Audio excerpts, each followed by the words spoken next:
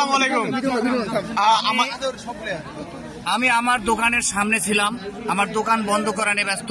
জি, হঠাৎ করে বাজারে হট্টগোল শুনে আমি দোকান পুরোপুরি না লাগায়ে আমি কোন রকম মালগুলান ভিতরে ফালায় দোকান অর্ধেক শাটার বন্ধ করে বাজারের দিকে আগে আসে দেখি আমাদেরই পার্টি অফিসে একজনকে প্রহার করতেছে।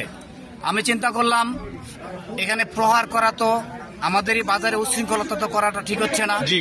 আমি ভিতরে গেলাম, ছেলেটাকে আমি তখনও জানি না।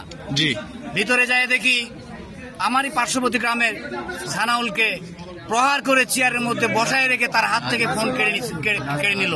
আমি এই পর্যন্ত দেখেছি। দেখার পর আমি বললাম যে এই পরিস্থিতি কেন তাকে মারা হলো। ওরা ওখান থেকে তাকে জোর করে মোটরসাইকেলে চেপে বাড়িতে নিজে রাখার সিদ্ধান্ত নিল।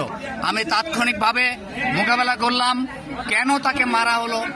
এই মোকাবেলা করতে গিয়ে আমাদের সমস্ত জনগণ, মানুষ, গ্রামের সাধারণ মানুষ, এরা সঠিক জিনিসটা বোঝে।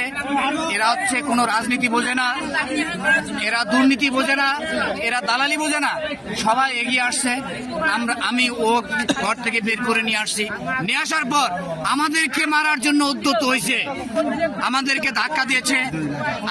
আমাদের এখানে স্থানীয় স্কুল শিক্ষক, যাকে আমরা সবাই সম্মান করি, তাকেও ধাক্কা মেরেছে, থাপ্পড় মেরেছে। এবং আমাদের বাংলাদেশ জাতীয়তাবাদী দলের কর্ণধর ভবিষ্যৎ চেয়ারম্যান জনাব কাউসার সিরাজি পিটার, তাকেও 2-3 বার ধাক্কা মেরে তাড়াই দিয়েছে।